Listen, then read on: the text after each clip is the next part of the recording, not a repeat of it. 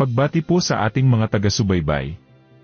Welcome po dito sa Senior Watch PH, ang inyong kaagapay sa mga pinakabagong balita at updates tungkol sa mga programa at serbisyo ng pamahalaan para sa ating mga senior citizens, pensioners, at kanilang pamilya.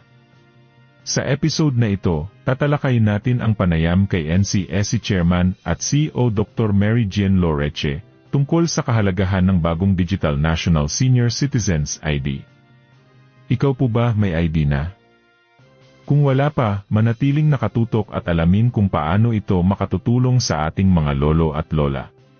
Ma'am, hingi lang po kami ng update doon sa inilunsad na Digital National Senior Citizens ID.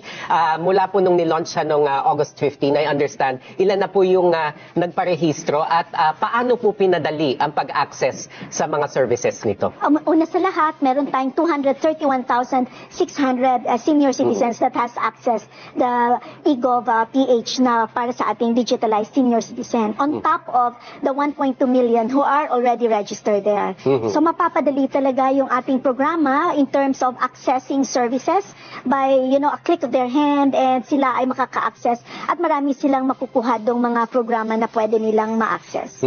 Siguro the main question, ma'am, is paano po makakarehistro ang isang senior citizen para sa digital ID na ito? Yeah, una sa lahat, kailangan i-download nila muna ang eGov app. And then doon ay may mga katanungan na kailangan sagutin nila kasama ng kanilang basic data para doon, no? And they will be able to upload an ID na i-recognize naman. And of course, mas madali na ngayon once they are registered and they're given an ID number, no? Kasi makikita kagad doon yung logo ng DICT at ng National Commission of Senior Citizens. Now, that one kasi they can carry with them wherever they go, and that should be acknowledged by any merchants in availing their discounts. Pangalawa, it can be an ID that can be nationally recognized. Ang ikinaganda nito, as of Joey, is meron kasi itong QR code. In short, when you are from another place, you're traveling to another place in the country, pag pinakita mo yon, pwede yun eh. So malalaman natin.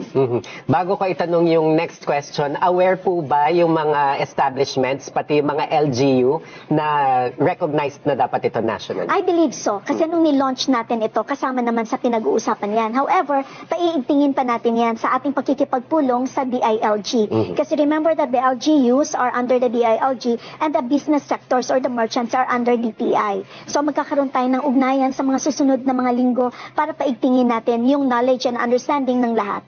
So ang tanong ng mas nakararaming senior citizens, ma'am, is paano nito mapapabilis yung pagkuha ng diskwento at health services para sa senior citizens? Yeah. Una sa lahat, the concern on the diskwento kasi ASIC Joey ay they have their physical ID currently like what I have, no? So your physical ID, you show that to the establishment if you're availing for transportation discount or you're availing for food or for medicines, no? And supplies mo. Papakita mo yon. And with the digital senior ID, papakita mo pag naiwan mo yung physical ID, that should be honored. One. Number two, sinasabi natin na ang aming continuous engagement with the ICT ay magkakaroon ng improvement dun sa services wherein at the click of their hand, if may reklamo sila, pwede nila idulog doon. And this should be reflected to the agencies that are concerned. Paano naman po, ma'am, yung mga senior citizen na walang smartphone? At paano kung hindi po malakas yung internet signal sa lugar? Napakaganda nung ating katanungan na yan, no? At una, sabihin ko to na, syempre, may magkakaroon tayo ng mga booth sa mga major establishments or sa regional offices natin para matulungan sila na sila ay maka-access niyan. Pangalawa, picturean lang nila yon. Pwede naman yun i-print at pwede ding maging physical ID na lang na dala-dala nila. So, there are ways by which we can improve on the system as well as moving forwards, papaano natin, mapaigting pa natin, lalong-lalo na doon sa mga far-flung areas. Kung wala pa po kayong Digital National Senior Citizens ID, maaari nyo itong makuha sa pamamagitan ng eGov PH app na pwede nyong i-download sa Play Store o App Store. Paalala lamang, ang inyong kasalukuyang Senior Citizen ID mula sa LGU o OSCA ay magagamit pa rin. Maraming salamat po sa inyong panonood at pakikinig.